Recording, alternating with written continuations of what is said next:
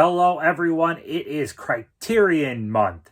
So I'm sure you're looking about getting some new Criterion if you're watching this video. And here I have 12 recommendations on movies I think are worth picking up. I tried not to keep it too mainstream. Like everyone already knows Fast Times at Ridgemont High is a great release, and Parasite, and a lot of huge ones. So I tried to keep the stack I have right here little less mainstream. There's big movies over there. I'm not gonna say they're all like little indie movies or something, but I tried to keep it a little bit different, a little bit varied.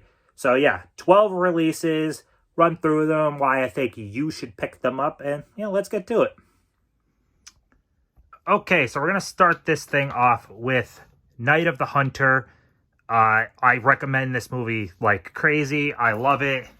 I even have a print on the wall, but this is a very dark subject matter. Basically, the father is hung and he robbed, I can't remember the amount of money. I've seen it several times. I can't remember, but the two children in the movie have the money.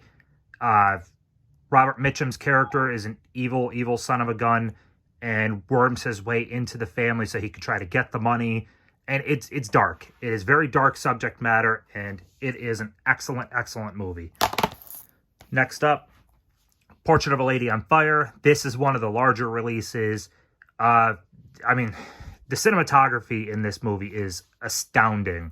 It's a very subdued story. It's a story of forbidden love, and it's the cinematography is just outstanding. Like I said, the sound design. There are scenes that are so silent, and you just hear the crackle of the fireplace. I mean, it is just expertly shot. It is a beautiful movie. We got Night Train to Munich. This is, normally when you see World War II movies, it's from the United States perspective, since we were a major player in the war. But this is actually pre-Pearl Harbor, pre-United States involvement, and it is really good. You get a different perspective that you don't really see on screen quite as much. It's a thrilling little movie. It's 95 minutes. There's great miniature work, like my fingerprints on it, but yeah, the miniature work in this movie is fantastic. I miss the art of miniatures. But I highly recommend this one, especially if you like World War II movies. We've got The Player. This is a Tim Robbins movie from 1992 about a movie producer that commits murder, accidentally, but commits murder and tries to get away with it. Very good. It's a satire on Hollywood. It's really well done movie. It's got good cast. I enjoyed that one a ton. Got Detour. I've recommended this one before on like my Instagram and stuff.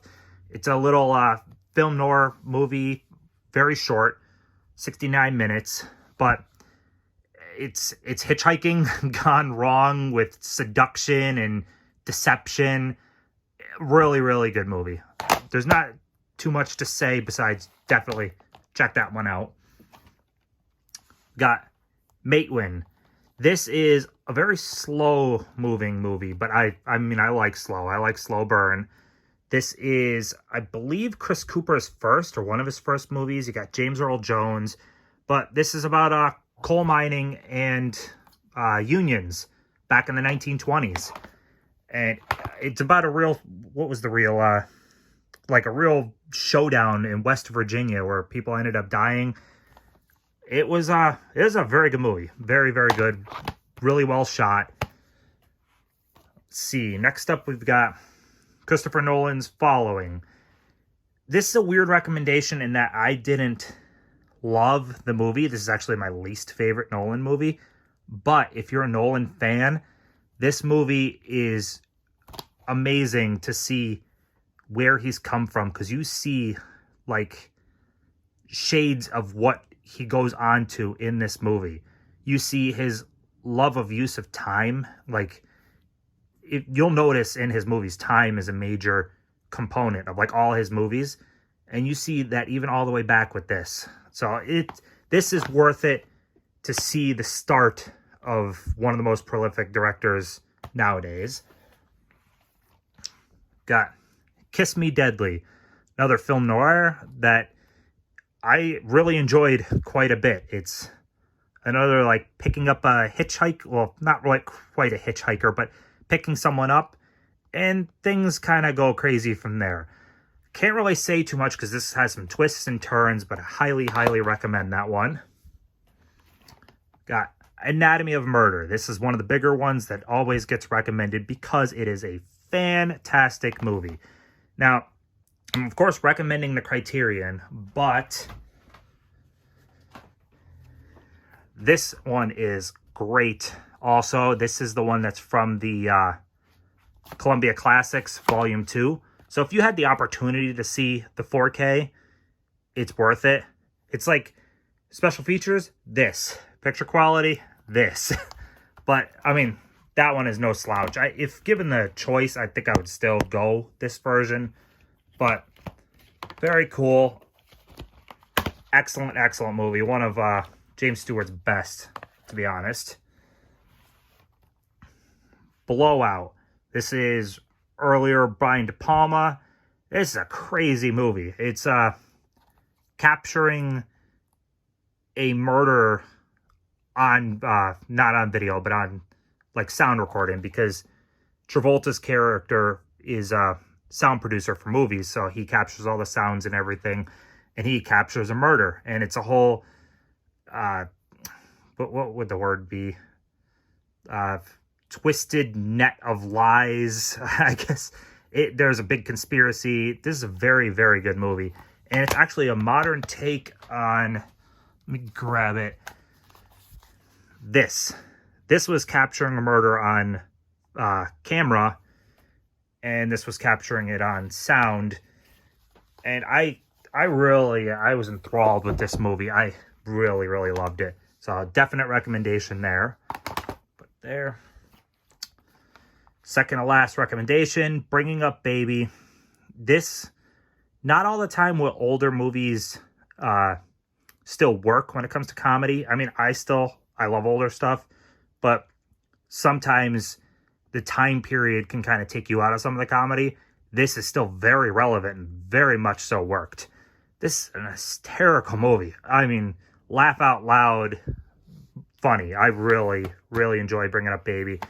I mean, it helps that I really love those two actors, but excellent purchase there. And last one, it's the only documentary I have here right now, but this is Minding the Gap. It shows skateboarding, and it's kind of about skateboarding, which is why I watched it, because I used to skateboard when I was younger, but it's more so about growing up and the expectations put on men, and this is a very, very good coming-of-age documentary. I loved it. It's three friends, and the one filmed it all over a course of time, and it's what happened to his friends, and it's an excellent one. I really can't say too much besides it's just excellent, honestly. So, yeah, let's see. Move that down. Put that down there. See if I can actually get it all. Mostly. So, yeah, all my recommendations right across with Bringing Up Baby and Blowout. So, yeah. Hope you enjoyed these recommendations, and let me know some recommendations that I should pick up. And, yeah, that's all. So, have a good one.